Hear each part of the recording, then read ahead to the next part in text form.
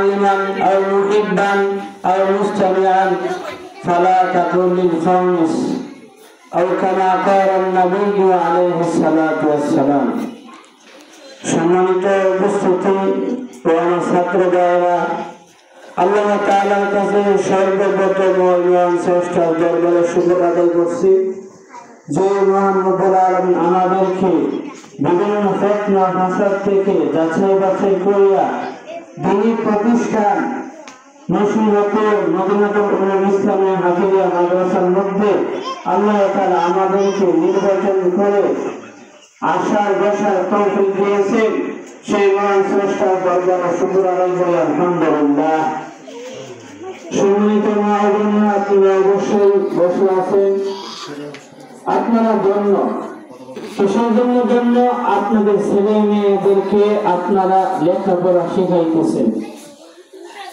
আল্লাহ তাআলার নবীর হাদিসে আসছে, কুন আলিমান আও মুআল্লিমান আও মুহিব্বান আও মুস্তামিআন, যে তোমরা আলেম হও, কোন আলিমান, তোমরা কি আলেম হও? যদি আলেম না হতে পারো তোমরা আলেমদেরকে মহব্বত করো।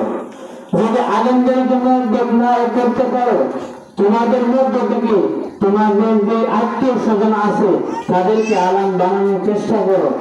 যদি এটাও না করো, আলেমদেরকে এক বেলা খানা খাওয়াও তোমাদের ঘরে। এরকম যদি করতে পারো, ফালা তাকুনিল খামিস, 5 নম্বর হচ্ছে আলেম যদি না হতে পারো, আলেমদেরকে যদি মহব্বত না করতে পারো এবং আলেমদের কথা যদি না শোনো, ওয়াজ নসিহত যদি না শুনি, ফালা তাকুনিল খামিস, 5 নম্বর আলেমদের বিরোধিতা করো না। নবী করিম সাল্লাল্লাহু আলাইহি ওয়াসাল্লাম এই হাদিস দ্বারা বুঝাইতেছেন, যারা মাদ্রাসায় পড়াশোনা করে এবং যারা মুহাব্বত করে, কিয়ামতের ময়দানে আল্লাহ তাআলা তাদেরকে জান্নাত বিনা হিসাবে জান্নাতে দিবেন। এটার প্রমাণ হচ্ছে, দেখেন হাদিস শরীফের মধ্যে আসছে, সংক্ষেপে বলতেছি, যে একজন হক্কানি রব্বানি দাঈ ইলাল্লাহ সর্বপ্রথম আলেম হবেন, আল্লাহ তাআলা তাকে এরকম দাওয়াত দিবে যার চক্ষু দিয়ে যতগুলা মানুষ দেখে। অর্থাৎ একজন আলেম যখন কাল কিয়ামতের ময়দানে উঠবে, সে তাকানোর পর তার দৃষ্টি যত দূরে যায়, আল্লাহ তাআলা তার দৃষ্টি পরিমাণ মানুষদেরকে জান্নাতে নিয়ে সেই ব্যবস্থা করে দিয়েছে।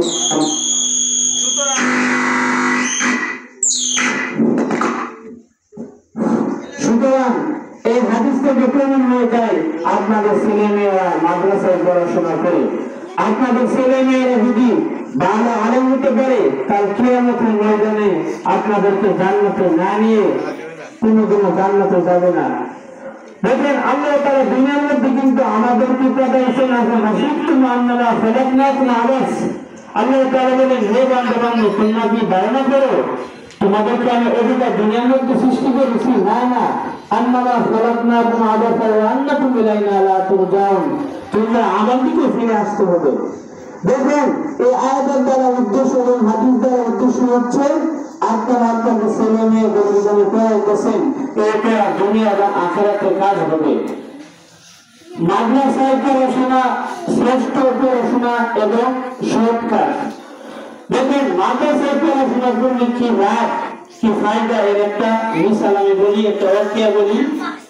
যে মহিলা, সে গর্ভবতী, তার স্বামী এমন কোন গুনাহ নাই, করছে না জানি, দুনিয়ার বুকে সুদ ঘুষ নামাজ কালাম কোনো কিছু করছে না, কিন্তু ওনার স্বামী দুনিয়া থেকে চলে যাবে এরকম অবস্থা হয়ে গেছে। তখন বলতেছে, প্রাণের স্ত্রী তুমি তো গর্ভবতী, তোমার সন্তান, তোমার পেটের অবস্থায় তোমার সন্তান আছে, তোমার সন্তান যখন ভূমিষ্ঠ হবে, হওয়ার পর তোমার সন্তানকে ইলমুদ্দিন শিক্ষা, মাদ্রাসায় পড়াশোনা করাইবা, ইলমুদ্দিন শিক্ষা দিবা, এটা আমার মুসিবত। তো ওই কয়েকজন মহিলাকে যখন এই ওসিয়ত করছে, করার কয়েকদিন পর তার স্বামী দুনিয়ার বুক থেকে চলে গেছে। দুনিয়ার বুক থেকে যখন চলে গেছে, আল্লাহ তাআলা মহিলা কুদরত ওই সন্তান, ওই মহিলার থেকে সন্তান দুনিয়ার বুকে আসছে, ভূমিষ্ঠ হয়েছে। আস্তে আস্তে যখন বড় হতে লাগলো, বড় হওয়ার পর যখন নাকি এই সন্তানকে মাদ্রাসায় দিছে, মাদ্রাসায় যাওয়ার পর দেখবেন ছোট ছোট বাচ্চারা প্রাথমিক অবস্থায় কায়দা করে, তারপর আন্তরাকার বয়ান কোরআন কারীম। তো কায়দা শুরুতে কিন্তু বিসমিল্লাহির রহমানির রহিম লেখা থাকে, বিসমিল্লাহির রহমানির রহিম লেখা থাকে। যখন নাকি ছোট্ট বাচ্চাটা হুজুর সাথে সাথে বিসমিল্লাহির রহমানির রহিম বলতেছে, ওইদিকে আল্লাহ তাআলা বলতেছে জিবরাইল আলাইহিস সালাতু ওয়াস সালামকে, হে আমার জিবরাইল, আমার এই বান্দার ছোট সন্তান আমার নাম গুণগান গাইবে, আমার গুণ কীর্তন করবে, আমার নাম নেবে, আর আমি নন আল্লাহ তাআলা ওই সন্তানের বাবার আযাব কিভাবে দিতে পারি? সুবহানাল্লাহ। তখন আল্লাহ তাআলা বলতেছে, জিবরাইল যাও যাও, এই সন্তান বিসমিল্লাহির রহমানির রহিম সে এলিমেন্ট শিক্ষা গ্রহণ করতেছে, সে এলিমেন্ট হাসিল করতেছে, ওই দিকে তার বাবা কবরের মধ্যে আযাব দেখতে থাকবে। এটা আমার বরদাস্ত হয় না, এটা আমি সহ্য করতে পারি না। আমি আল্লাহ তাআলা ঘোষণা দিলাম, তুমি জান্নাত থেকে সুন্দর পোশাক তার কবরের মধ্যে রেখে আসো এবং পরিধান করে রেখে আসো। সম্মানিত মহিলা ও ছাত্র ভাইয়েরা, এই ঘটনাটিকে আমরা কি বুঝতে পারলাম? আমরা যদি আমাদের সন্তানদেরকে মাদ্রাসায় পড়াই, এই সন্তান কিয়ামতের ময়দানে কাজে আসবে, হাসরের ময়দানে কাজে আসবে। আপনারা যারা এই সন্তানদেরকে রোজী রাখতেছেন, ছাত্রদেরকে রোজী রাখতেছেন, আল্লাহ তাআলা তাদেরকে জান্নাতে দিবেন। কেননা কোন আলিমান আও মুআল্লিমান আও মুস্তামিয়ান আও মুহিব্বান, আল্লাহ নবী বলেছে আলিম হোক, আলিম না হতে বলে আলিমদেরকে মহব্বত করো। সুতরাং আপনারা যারা রোজী রাখতেছেন, ছাত্রদেরকে সাহায্য করতেছেন, হেল্প করতেছেন, আপনাদের হাদিসে আমল করতেছেন। সুতরাং যেহেতু এই হাদিসের উপর আমল করতেছেন, কিয়ামতের ময়দানে কোনোদিন উপরে যাবে না। একটা ছেলে যখন স্কুলে করে, স্কুলে লেখাপড়া ভালোভাবে করে না, মাদ্রাসায় কিন্তু ভালোভাবে করে। এমন কিন্তু নদীতে দেখতে পারবেন না যে একজন আলেম তার মাকে হত্যা করছে, একজন হাফেজ তার মাকে হত্যা করছে, একজন মুফতি সাহেব তার মাকে হত্যা করছে না। কিন্তু বহু অসংখ্য ঘটনা আছে যে যারা শিক্ষিত ব্যারিস্টার হয়েছে, এরকম বড় বড় ডাক্তার হয়েছে, ইঞ্জিনিয়ার হয়েছে, কিন্তু তার মাকে হত্যা করছে। গত 2-3 বছর আগে তারপরে নামে একজন কুলাঙ্গা একটা মেয়ে, সে আল্লামা বানুনবী হুজুরের সাথে বেয়াদবি করছে। হুজুরকে বলতেছে, আমার মনে চাই এই হুজুরের গাড়ি টেনে ছেড়ে ফেলতাম, নাউজুবিল্লাহ। কিন্তু এই মহিলা, এই মেয়ে তার বাবা এবং মাকে ঘুমের মধ্যে নেশাগ্রস্ত অবস্থায় তার মাকে বাবাকে খুন করছে। সেজন্য বলতে চাই, আপনার সন্তানকে মাদ্রাসায় পড়ান, লেখাপড়া করান। একজন হাফেজ আলিম যদি বানাইতে পারেন, যাদের কবর আযাব লাজম হয়ে গেছে, আল্লাহ তাআলা তাদেরকে আলেমের বিনিময়ে আলেমদের বরকতে জান্নাতে দিবে। কেননা আল্লাহ তাআলা নবীকে বলেছে, তোমরা আলেম হও, আলেমদেরকে মহব্বত করো। কেননা আলেমদের সাথে মহব্বত করলে তার হাসর নাসর তোমাদের আলেমদের সাথে হবে। হাদিস শরীফে আসছে, আল-মারউ মান আহাব্বা, যে ব্যক্তি যার সাথে মহব্বত করে সেই ব্যক্তি তার সাথে উঠবে। আপনি নামাজের সাথে মহব্বত রাখবেন, নামাজের সাথে উঠবেন। আপনি মাদ্রাসার সাথে মহব্বত রাখবেন, মাদ্রাসার সাথে উঠবেন।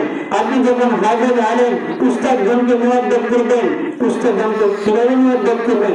আপনাদের ছেলেদেরকে মেয়েদেরকে যে মাদ্রাসায় পড়ালেখার ব্যবস্থা করবেন, যখন যারা প্রয়োজন হয় সহযোগিতা করবেন, এটা করবেন ওই মহব্বত। আর এই মহব্বত যদি করেন, এই মহব্বত কোনোদিন দেখা যাবে না। আপনি টাকা পয়সা বিভিন্ন জায়গায় গুনার কারণে ব্যয় করেন, এই টাকার বিনিময়ে আপনি নিঃসন্দেহে জাহান্নামে যাবেন। লেকিন আপনি যদি মাদ্রাসায় 10 টাকা 20 টাকা 1000 2000 5000 এরকম টাকা দেন, এই মাদ্রাসাকে মহব্বত করা হইতেছে। আর আল্লাহ নবী বলছে, যে ব্যক্তি আমার দিনকে মহব্বত করবে, আগে রাখবে, কিয়ামতের ময়দানে যখন নাকি কাল কিয়ামতের ময়দানে সূর্য অর্ধরাত চলে আসবে, আল্লাহ তাআলা এটাকে উসিলা করে তাকে মাফ করে দেবে। আল্লাহ তাআলা সূরাতুল মায়েদা 12 নম্বর পৃষ্ঠার মধ্যে বলেন, 6 নম্বর 12 নম্বর পৃষ্ঠা, ওয়াবতাগু ইলাইহিল ওয়াসিলা ওয়াজাহিদু ফি সাবিলিহি লাআল্লাকুম তুফলিহুন। হে আমার বান্দাগণ, ওয়াবতাগু ইলাইহিল ওয়াসিলা, তোমরা তো ওসিলা বিচারো, ওসিলার মাধ্যমে ওয়াজাহিদু ফি সাবিলিহি লাআল্লাকুম তুফলিহুন। আল্লাহ তাআলা রাস্তা জিহাদ করে, যদি জিহাদ করতে পারো, লাআল্লাকুম তুফলিহুন, তোমরা সফলকাম হয়ে যাবে। সুতরাং আমরা যদি জিহাদ না করতে পারি, আমাদের দুইটা জিনিস কিন্তু এই আয়াতের মাধ্যমে বোঝা যাইতেছে, আনন্দ দিতেছে।